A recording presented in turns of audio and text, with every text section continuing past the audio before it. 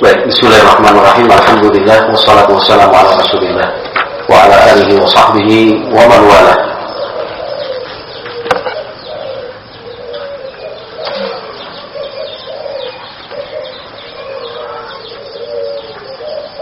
Baik, kita baca dari mukadimah saja.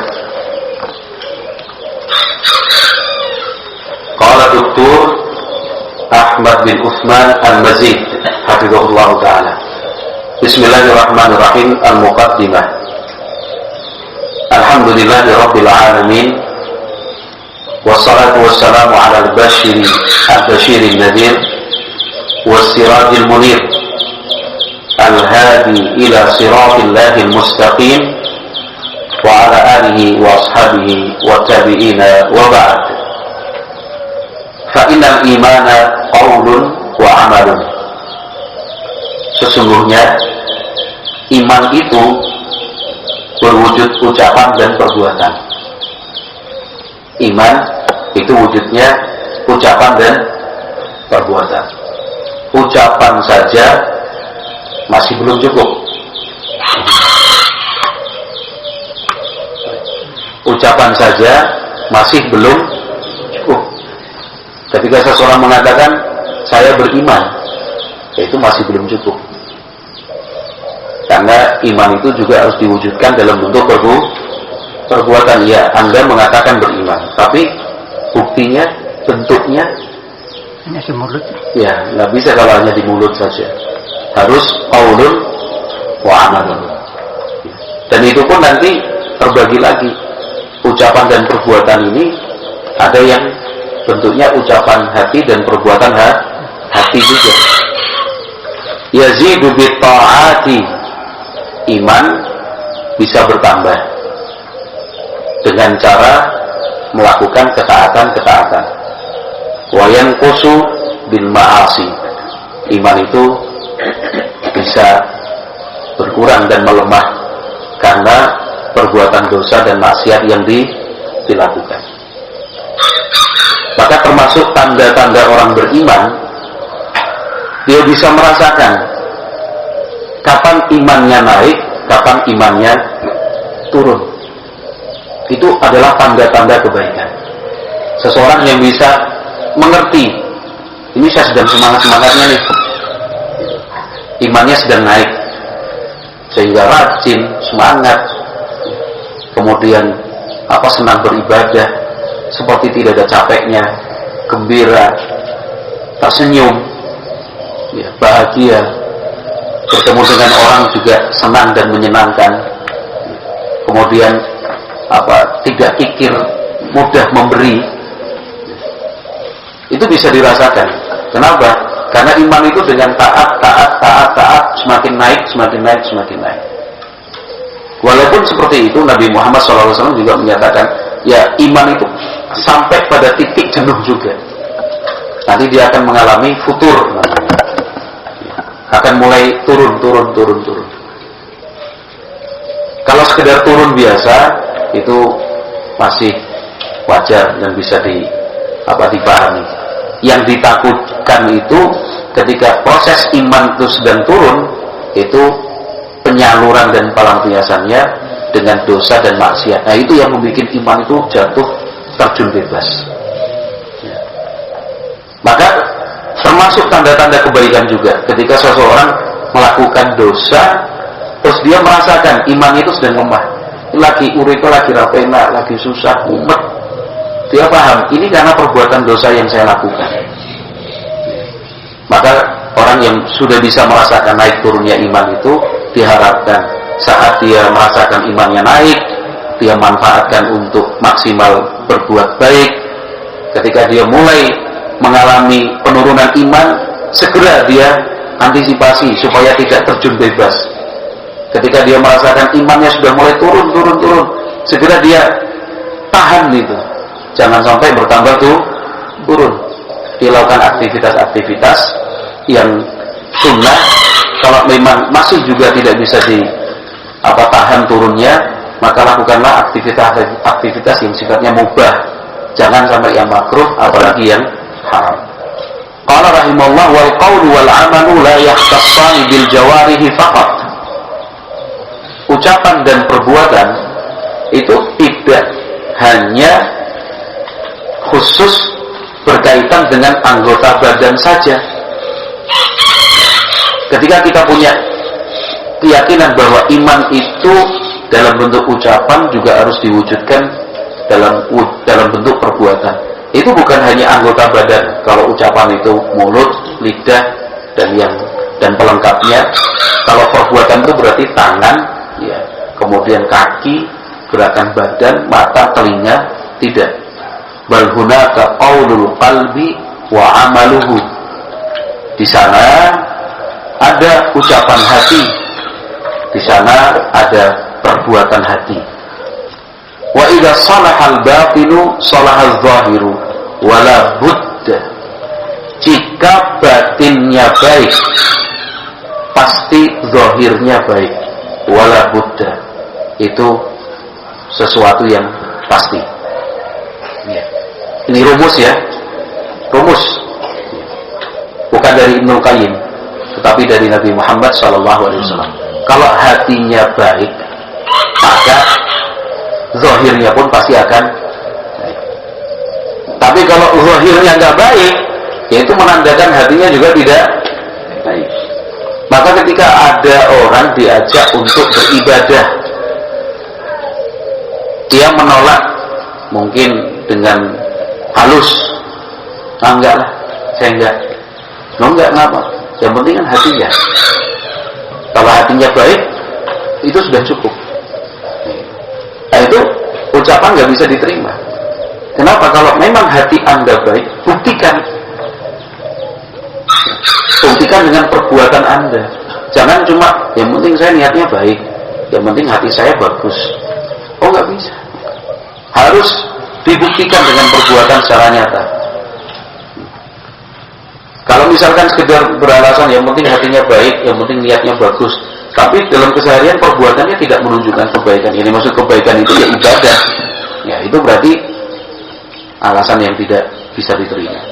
Kama fil hadithi, seperti disebutkan dalam sebuah hadis, ala wa inna fil jasadi mudghah, idza salahat salahal jasadu kulluh, wa idza fasadat fasadal jasadu kulluh, ala wa hiyal qalbu. Ketahuilah, sesungguhnya di dalam diri seseorang itu ada segumpal daging, ya. Artinya ada organ. Kalau baik, seluruh jasadnya baik. Kalau rusak, seluruh jasadnya akan rusak. Apa itu? Hati. Kalau hatinya baik, maka organ-organ tubuh yang lain pun akan menjadi baik. Akan menjadi baik itu maksudnya apa? Difungsikan untuk melakukan perbuatan-perbuatan baik. Tapi kalau hatinya sudah rusak, maka anggota-anggota badan lainnya pun tidak bisa difungsikan karena sudah rusak. Fakama anna hunaka ibadatin taqumu bihal jawarihu, sebagaimana di sana ada ibadah-ibadah yang terkait dengan anggota badan. Fa inna lil qalbi ibadatin, maka hati juga ada ibadah-ibadahnya. Hiya asasu is'adil mujtama. Nah, ibadah-ibadah hati inilah yang menjadi asas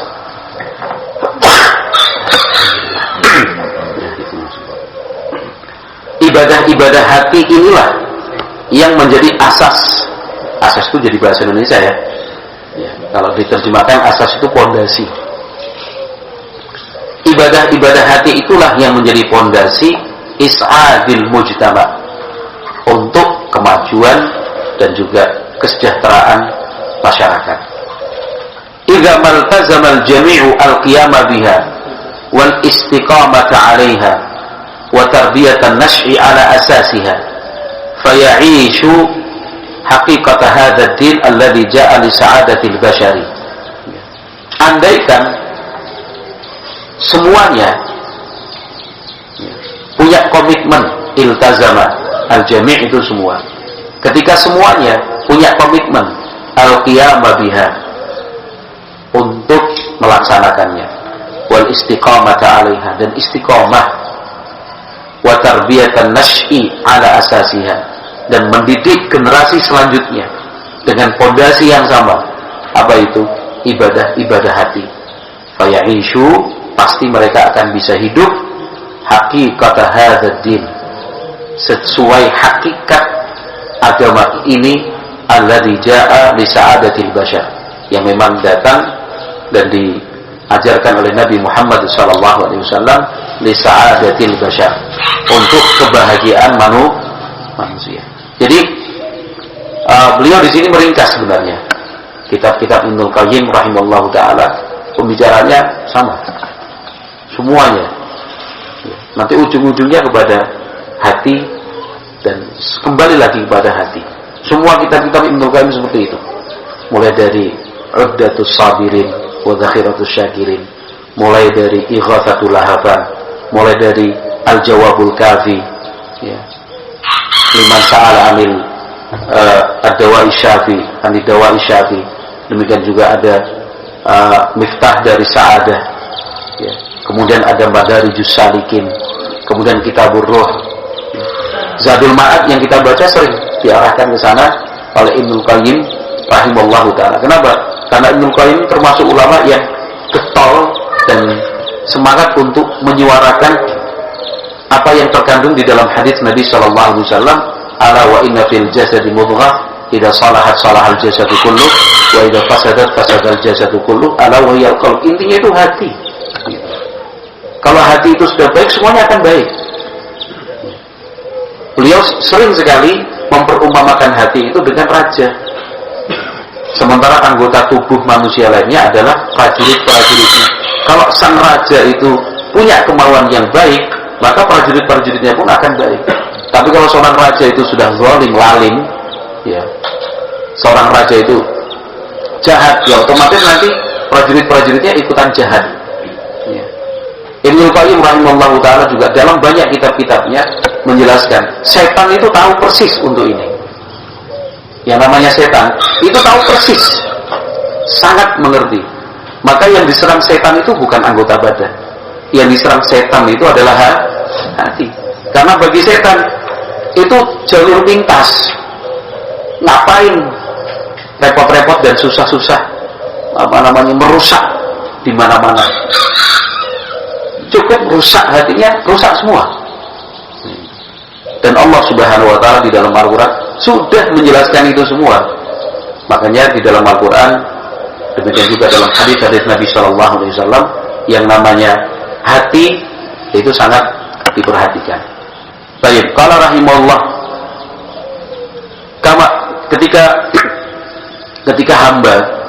ketika hamba itu benar-benar memperhatikan urusan hati, ya, sebab hati itu akan tercermin dalam perbuatan. Sebaliknya pun demikian, yang namanya perbuatan itu adalah cerminan hati. Ya.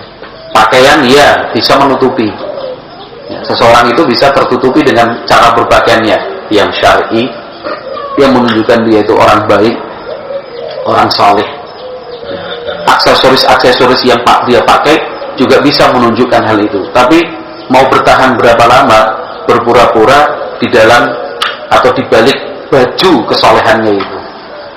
Karena pada akhirnya akan diketahui juga dari ucapan dan perbuatannya, dan itu menggambarkan status hatinya. Qala rahimahullah, kama anna min thimari hadhihi al-ibadatil qalbiyyah annaha tuqarribu sahibaha min rabbih azza wa jalla. Hati yang baik adalah hati yang memperhatikan ibadah-ibadahnya. Itu akan menjadi sebab terwujudnya masyarakat yang baik. Selain itu, kama anna min thimari hadhihi ibadatil qalbiyyah, termasuk buah. Thimar itu artinya buah.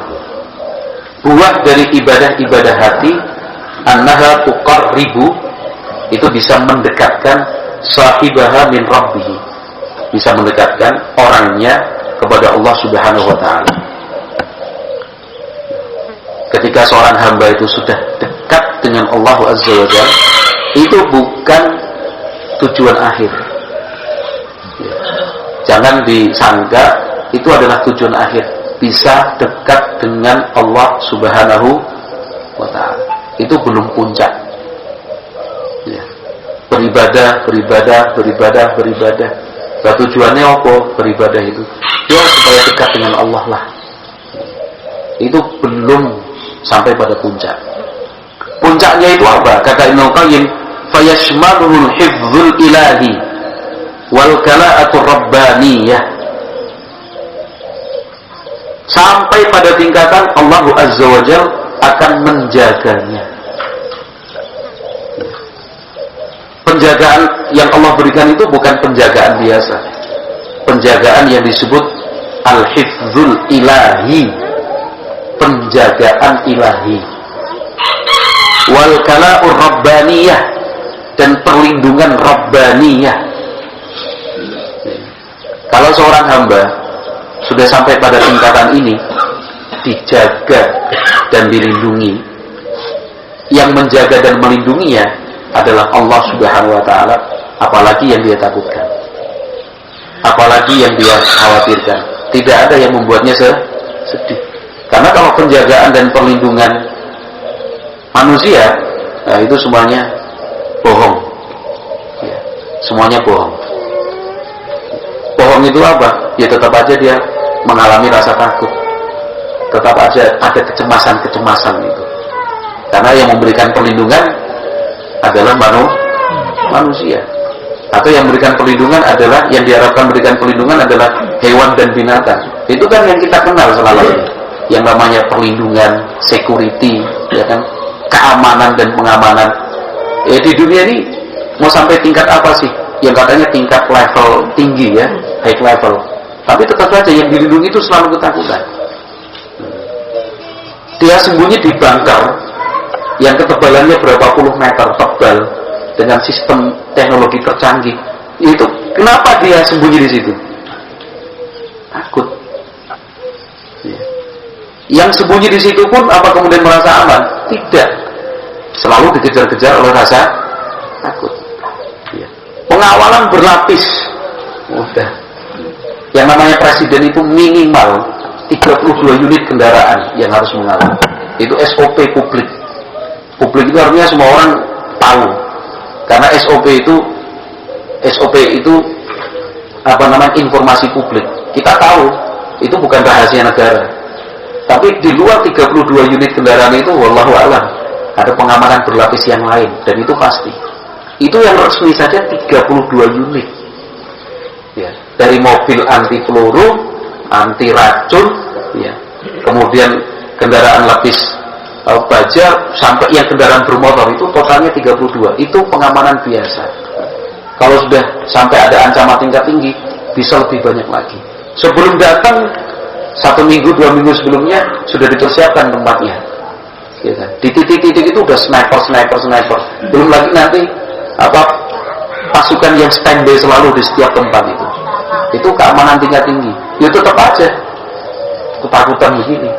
Orang-orang kaya Mark Zuckerberg, Elon Musk, itu Ronaldo, itu biaya pengamanannya dalam 1 tahun bisa triliunan rupiah itu. Hanya untuk biaya pengamanan. Tetap tidak merasa aman. Khawatir kalau ditembak, kalau ada yang berbuat jahat, kalau tiba-tiba menusuk. Dan itu kejadian sudah banyak. Yang namanya presiden katanya pengamanan tingkat tinggi, akhirnya mati. John F. Kennedy, ya, Anwar Sadat, Abraham Lincoln. Itu presiden-presiden yang terbunuh itu banyak sekali. Donald Trump hampir. Presiden Soekarno beberapa kali. Ya, Presiden Soekarno beberapa kali, Presiden Soeharto beberapa kali. Hampir menjadi korban pembunuhan itu. Tapi presiden yang sudah terbunuh juga banyak. Itu tadi ya, saya ingat saya ada John F. Kennedy, Anwar Sadat, Presiden Mesir ya. Oh, baru parade begini, ini Mbak. Padahal di depan tentara-tentaranya, iya, di depan pasukannya yang dia banggakan itu terbunuh di situ. Dan banyak sekali. Itu pengamanan dunia, ya kan? Pengamanan di dunia. Tapi kalau ini ketika seorang hamba itu yang penting hatinya baik, dan itu harus tercerminkan dalam bentuk perbuatan. Jangan cuma hatinya baik toh ya kan, hatinya baik, ya, dia laksanakan ibadah-ibadahnya dan itu tercerminkan dalam perbuatan sehari-hari, maka dia akan dekat dengan Allah Subhanahu wa taala.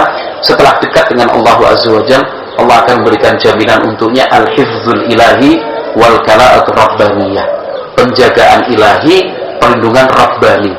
Apa itu? Lebih lagi, hinaha, di saat itu, yubsirul mar'u ma yurdi wa yasma'u ma yuqarribu minhu subhanah. Maka ketika dia melihat, seseorang itu melihat, yang dia lihat adalah ma yurdi, apa yang diridhai oleh Allah. Wa yasma', ketika dia mendengar, menggunakan pendengarannya, yang dia dengar itu ma yuqarribu minhu subhanah, hal-hal yang bisa lebih mendekatkan dia dengan Allah Subhanahu wa taala. Allah Subhanahu wa taala berfirman dalam hadis qudsi, fa idza ahbabtuhu, kalau aku sudah mencintainya. Mencintai siapa maksudnya? Mencintai hamba. Kalau aku sudah mencintai hamba, dan untuk mendapatkan cinta dari Allah itu harus berjuang. Ya, harus berjuang itu dengan ibadah anggota badan dan juga ibadah hati. Kalau sudah aku mencintainya, kuntu sam'ahu alladhi yasma'u bihi, aku adalah pendengarannya yang dia mendengarkan dengannya. Wa basarahu alladhi yubsiru bih, dan aku adalah penglihatannya yang dia melihat dengannya. Wa yadahu alladhi yabtishu biha, dan aku adalah tangannya, ya, yang dia gerakan tangan apa namanya? Yang menggerakkan, ya, gitu aja sudah. Dan aku adalah tangannya yang dia gunakan untuk menggerakkannya. Wa rijlahul lati yamshi biha, dan aku adalah kakinya yang berjalan, yang dia yaitu hamba berjalan dengannya. Wala in sa'alani la'u'tiyannah, kalau dia minta sesuatu kepadaku, pasti aku berikan untuknya. Wala in ista'adzani la'u'idzannah, kalau dia memohon perlindungan kepadaku, pasti aku lindungi dia. Ini puncak tertinggi pencapaian seorang hamba dalam ibadahnya. Ya. Ketika dia bicara, itu terjadi. Ya. Kalau dia berdoa dikabulkan, kalau dia minta diberi, kalau dia memohon perlindungan diberi perlindungan. Pokoknya sudah menjadi hamba yang dicintai oleh Allah Subhanahu wa taala. Matanya, telinganya, tangannya, kakinya, pikirannya, semua dirinya itu diarahkan dan digunakan untuk hal-hal yang baik, sesuatu yang diridhai oleh Allah Subhanahu wa taala. Sehingga otomatis dia itu punya imunitas, punya kekebalan dan antibodi untuk hal-hal yang jelek. Jadi kalau dia mendengar sesuatu yang jelek, sesuatu yang diharamkan, itu dia otomatis menolak. Dia nggak mau. Melihat sesuatu yang jelek, dia otomatis nggak mau. Berpikiran sesuatu yang negatif, dia tolak itu. Tapi kalau yang hatinya masih ada penyakitnya, yaitu telinganya pun ketika mendengar sesuatu yang jelek, ya dia masih senang. Namanya riba, merasani orang yang elek-elek. Kalau sampai pada tingkatan seperti yang disabdakan, yang seperti yang disebutkan dalam hadis tadi, itu ketika mendengar orang merasani, menghibah, itu dia otomatis sudah nggak tenang dia. Kalau dia nggak mengingatnya, dia pergi. Tapi kalau nambahi malahan, wah, wih, kurang aku cek, mana informasi lanjutan ini? Nah itu berarti hatinya juga berpenyakit seperti itu.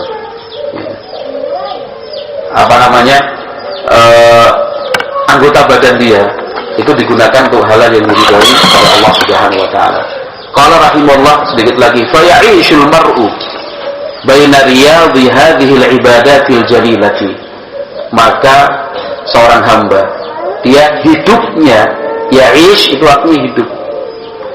Maka seorang hamba hidupnya baina, di antara riyadhi, taman-taman hadhil ibadatil jadilah, ibadah-ibadah yang sangat berkualitas ini, minal mahabbati wat ta'zimi wal inabati was sabri wal khaufi wal khudu'i was syukri wal istiqamati wa ghairiha. Seorang hamba itu hidupnya akan bahagia. Kenapa? Karena ibadah yang dia lakukan itu ibadah-ibadah hati. Apa itu? Mahabbah, cinta. Wa ta'zim, ta'zim pengagungan. Wal inabati, kembali selalu kepada Allah. Was sabri, sabar. Wal khaufi, rasa takut kepada Allah. Wal khudu'i, ketundukan. Wa syukri, syukur. Wal istiqomati, istiqomah. Wa ghairiha, dan yang lain. Jadi kalau rata-rata kan orang kalau ditanya sebutkan bentuk-bentuk ibadah, sholat, puasa, zakat, infak dan sebagainya, ya itu ibadah-ibadah anggota badan namanya. Cukup? Belum cukup. Puncaknya itu ibadah hati. Dia lakukan ibadah-ibadah tadi yang sifatnya anggota badan, tapi didasarkan dengan ibadah hati. Apa itu? Yang sabar, yang syukur, istiqomah. Itu yang kita kenal selama ini. Itu semuanya adalah ibadah hati. Qala fayazdadu imanan wa yaqinan wa sabra. Imannya bertambah, keyakinannya menguat, kesabarannya terus berkualitas. Wa ta'zumu hina idzin sa'adatuhu wa yanalu ridha rabbih. Saat itulah kebahagiaannya akan besar dan dia mendapatkan ridha dari Allah Subhanahu wa taala. Wallahu a'lam bishawab. Ini kitab yang akan kita baca, Tariqul Hijratain wa Babu As-Sa'adatain. Kalau orang bilang namanya ini ilmu tazkiyatun nufus, ilmu penyucian jiwa. Ada juga yang mengatakan ilmu suluk, ya, laku, ya. Ini ilmu-ilmu tingkat tinggi, ya, yang kita berharap mendapatkan manfaat. Setelah kemarin kita banyak, misalkan di Zadul Ma'ad yang kita bacakan ibadah-ibadah apa itu? Ya, anggota badan, ya betul nggak? Dari bersuci, ya, sampai kemudian sholat, zakat, puasa, haji, umrah, jihad fisabilillah, pernikahan, jual beli, itu semuanya ibadah. Tapi sekarang kita berusaha untuk semakin baik, ya, dengan membaca karya-karya Ibnu Qayyim rahimahullahu taala. Pokoknya tujuan dari kitab ini selesai, pokoknya wong ngaji itu kudu bahagia. Pokoknya sampai rampung kitab ini, kok panjenengan wajahnya masih ada yang cemberut, baleni. Kok sampai selesai kitab ini kok masih cemberut, kok masih merasa hidupnya susah, kok hatinya sempit, baleni meneh. Pokoknya, tapi jangan nunggu ini selesai. Nah, iso selesai iki ya, ini udah intinya kan gitu. Ini yang penting, artinya gitu. Ya. Pokoknya susah bahagianya hidup kita ya tergantung kita sendiri. Tergantung kita sendiri. Mau ada masalah tidak ada masalah, ya itu kembalinya pada diri sendiri. Punya masalah itu karena ya kita hubungannya jelek sama Allah Subhanahu wa taala. Udah kan gitu intinya. Kalau hubungan seorang hamba dengan Allah itu baik, nggak mungkin punya masalah. Nggak mungkin. Kalaupun itu ada masalah, itu Allah menghendaki dia naik derajat itu. Tapi kalau punya masalah, berarti hubunganmu karena Allah ya elek. Udah itu aja. Wah, aku ini sholat kok, aku ini sholat. Hatimu sholatnya sholat, tapi orang sabaran. Sholat, mungkin kurang bersyukur, ya kan? Sholat, tapi sholatmu tidak berdasarkan cinta kepada Allah. Sholat, ya. Tapi ternyata sholatmu cuma gerakan badan, ya. Tidak diresapi dengan hati. Aku bisa sholat, aku bisa puasa, sholat, puasa, tapi akhirnya cuma kosong dari ruhnya. Kenapa? Karena tidak disertai di situ adalah rasa syukur kepada Allah Subhanahu wa taala. Sehingga ibadah-ibadah yang kita kenal selama ini ya pondasi dan penopangnya itu ya hati itu. Wes rumusnya itu. Kalau hubungan sama Allah itu baik, Allah akan menjaga tadi namanya al-hifdzul ilahi wal kala'atur rabbaniyah. Tapi kalau misalkan kita punya masalah ke orang rampung-rampung, itu berarti tidak dapat fasilitas jaminan dari Allah Subhanahu wa taala. Fasilitas jaminan perlindungan dan rasa aman itu berarti perbaiki dulu hubungannya dengan Allah Subhanahu wa taala. Kalau sudah baik hubungannya sama Allah, enak banget loh. Tadi fasilitasnya itu loh, nek njaluk pakai itu loh. Padahal kita udah jaluk merasa tidak diberi, ya, padahal karena hubungan kita tidak baik-baik saja dengan Allah Subhanahu wa taala. Wallahu a'lam bishawab. Kita cukupkan sekian. Subhanakallahumma wa bihamdika asyhadu an la ilaha illa anta astaghfiruka wa atubu ilaik. Pas jam 6 ya.